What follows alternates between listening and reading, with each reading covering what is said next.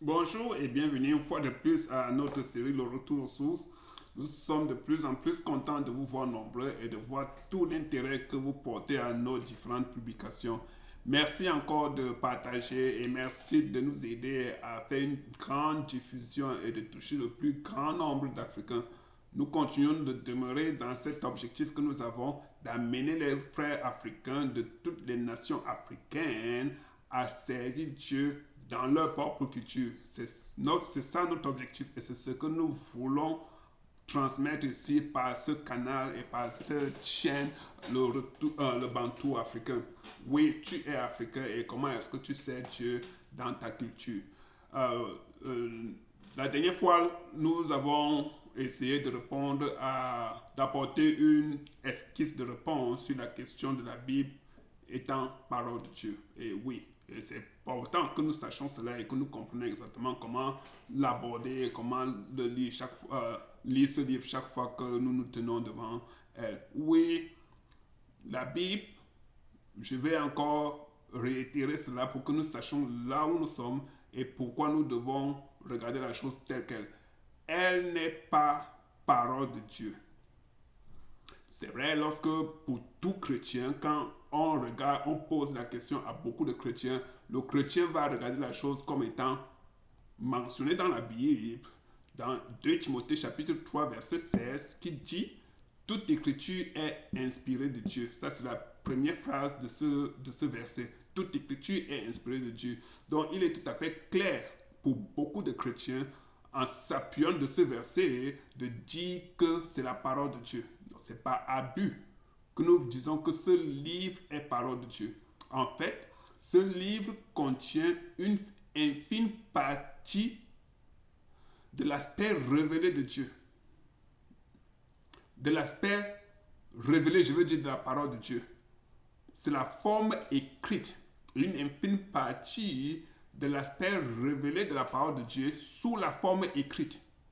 Parce que dans tout ce qui est écrit là-bas, ce n'est pas seulement la parole de Dieu qui est mentionnée. Parce qu'il y a beaucoup d'autres choses qui sont mentionnées, mais tout ce qui est là n'est pas parole de Dieu. Est-ce que c'est largement suffisant de dire parce que toute écriture est inspirée de Dieu, on va conclure et dire que c'est parole de Dieu? Non, ce n'est pas suffisant, ce n'est pas un argument suffisant pour le dire.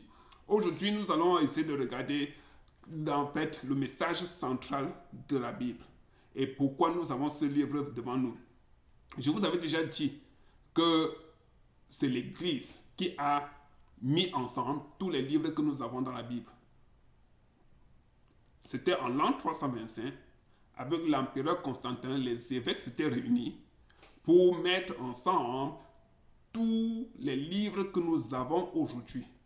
Et dans le respect du canon de l'Église et de la doctrine chrétienne, il fallait réunir tous les livres qui racontent l'histoire de ceux-là qui ont servi Dieu et qui ont un lien de sang avec Jésus-Christ. Je veux encore être très clair avec ça. Qui racontent l'histoire de ceux qui ont servi Dieu et qui ont un lien de sang avec Jésus-Christ. Parce que la doctrine chrétienne est centrée sur ce personnage de Jésus-Christ.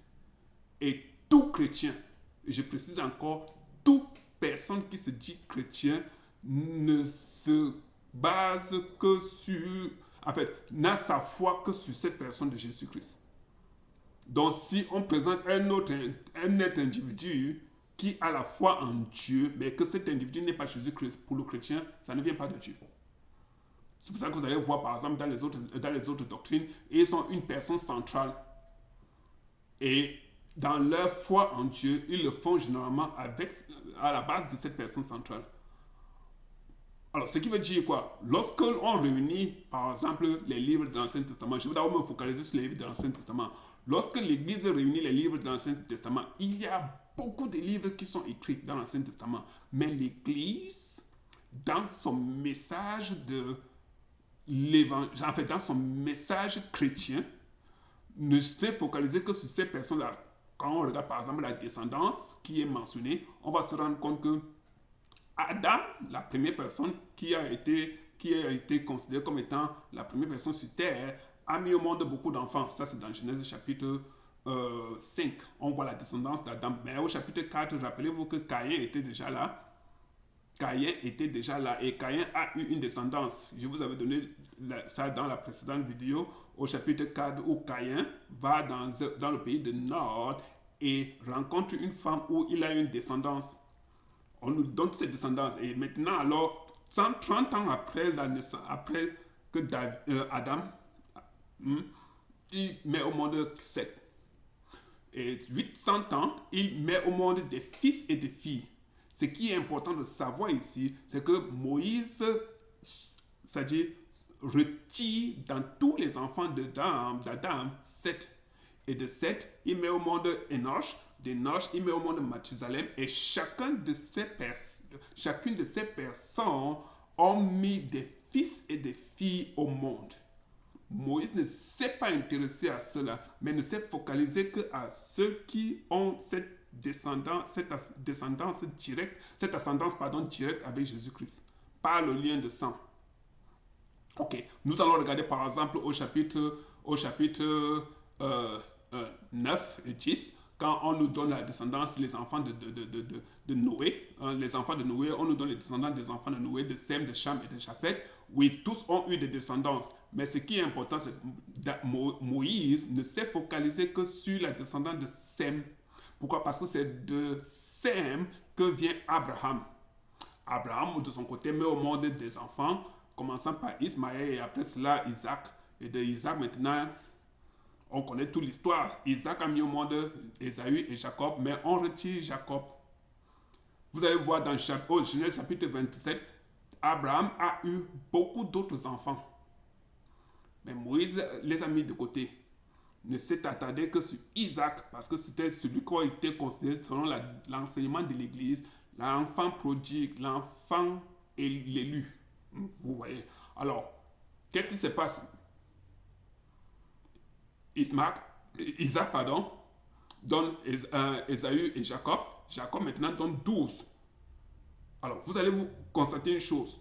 Au Genèse chapitre 37, je veux insister un peu sur cette partie-là pour qu'on comprenne un peu quelque chose. Pourquoi l'Église parle comme il a parlé là. Moïse ouvre une parenthèse et raconte toute la vie de Joseph. La raison pour laquelle Moïse ouvre la parenthèse, c'est parce qu'il fallait effectivement que les Israélites comprennent comment est-ce qu'ils se sont retrouvés en Égypte. Et quand il raconte toute la vie de Joseph, de 37 à 42, vous n'allez pas me dire que le Dieu qui est le Dieu d'Abraham, d'Isaac et de Jacob, Dieu n'a pas parlé à Jacob pendant tout ce temps-là. Pendant 20 ans de la vie de Joseph. C'est vrai que quelque part au niveau du verset 38, vous allez voir que Moïse ouvre encore une autre parenthèse et raconte ce qui s'est passé avec Judas et ses enfants. Judas a 3 fils. Et les 3 fils maintenant, le premier né a marié Tamar parce qu'il n'a pas eu d'enfant. Il n'a pas eu d'enfant, il meurt sans avoir d'enfant. Et de maintenant, alors, qu'est-ce qui se passe? Le second vient et prend Tamar en veuvage et continue, il est supposé donner la descendance à son grand frère. Mais parce qu'il ne voulait pas, il meurt aussi. Judas, dans la peur de vouloir perdre son 3e fils, qu'est-ce qu'il fait? Il renvoie Tamar chez ses parents et il demande donc à Tamar de revenir, d'attendre que son 3e fils devienne grand et atteint l'âge de mariage. Tamar se sentant entubée par son beau-père, elle se transforme en prostituée, effectivement. Lorsqu'elle se transforme en prostituée, elle va maintenant et tombe enceinte de son beau-père Judas. Et c'est de Tamar et Judas que viennent Pérez et Zéra. Moïse fait cette parenthèse-là pour nous amener à comprendre que c'est de Pérez. Pérez est l'ancêtre de David. C'est de Pérez que vient David. C'est pour ça que cette parenthèse est ouverte et est mentionnée. Il faut comprendre pourquoi ces livres sont écrits. Alors, quand vous allez lire dans Exode, lorsqu'on commence à nous dire tout ce qui s'est passé avec Exode, et qu'à la fin, maintenant, au niveau de Deutéronome, on nous donne maintenant une liste de toutes les personnes qui ont quitté Canaan, le pays de Canaan, pour entrer en Égypte. Et dans tout cela, vous allez vous rendre compte que Moïse a raconté tous les descendances et il y a un accent particulier qui est fait sur Judas. Même dans tous les récits qui sont faits après. Vous voyez, l'histoire s'est faite, toutes les personnes s'est faites, Samuel arrive et finalement, on voit David. Mais il y a une chose qu'il faut remarquer. Dans la loi que Moïse avait donnée, Moïse avait interdit aux Israélites d'aller marier des étrangers.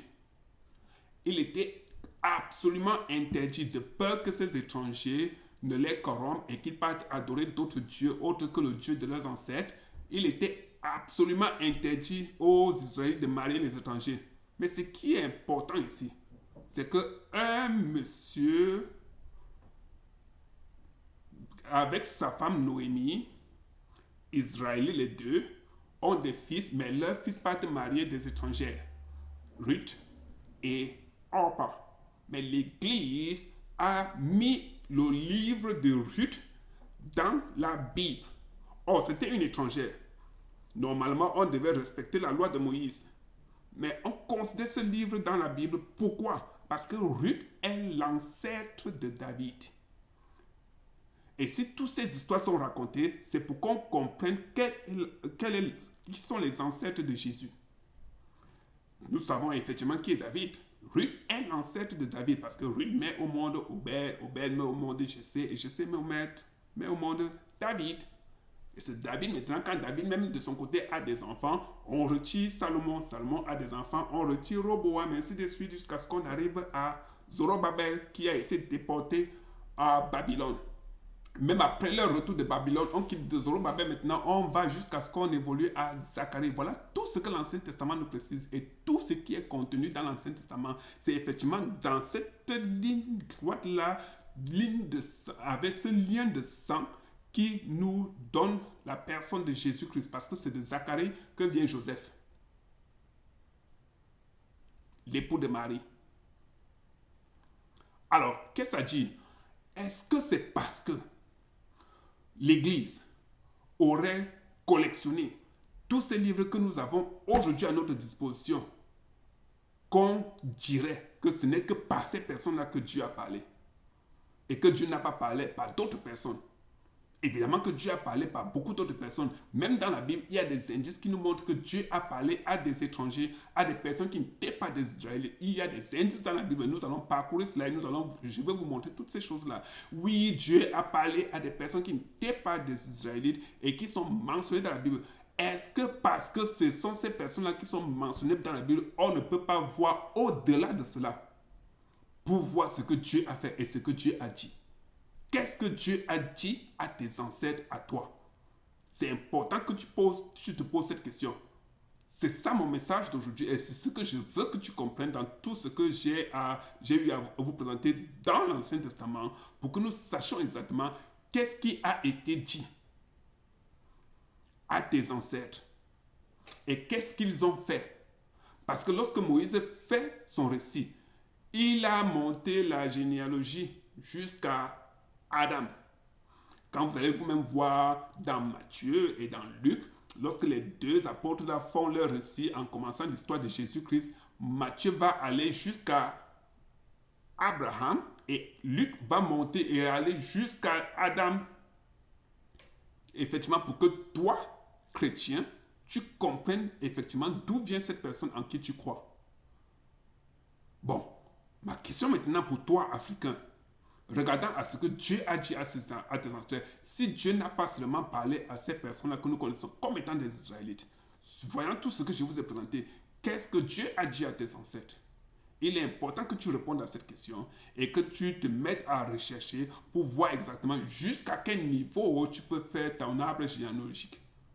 Et de cet arbre, de ces personnes qui t'ont précédé, qu'est-ce que Dieu leur a dit et qu'est-ce qu'ils t'ont transmis? Pour que toi, tu les laisses pour aller faire ce que Dieu a dit aux autres personnes. C'est mon message pour toi aujourd'hui, mon frère africain, et c'est ce que je t'encourage de faire. J'espère que tu continueras de te poser des véritables questions chaque fois quand tu vas t'approcher devant la Bible pour lire, et que tu chercheras à connaître de ton côté ce que Dieu a dit à tes ancêtres. J'espère te retrouver la prochaine fois, et merci encore de ton temps. À la prochaine.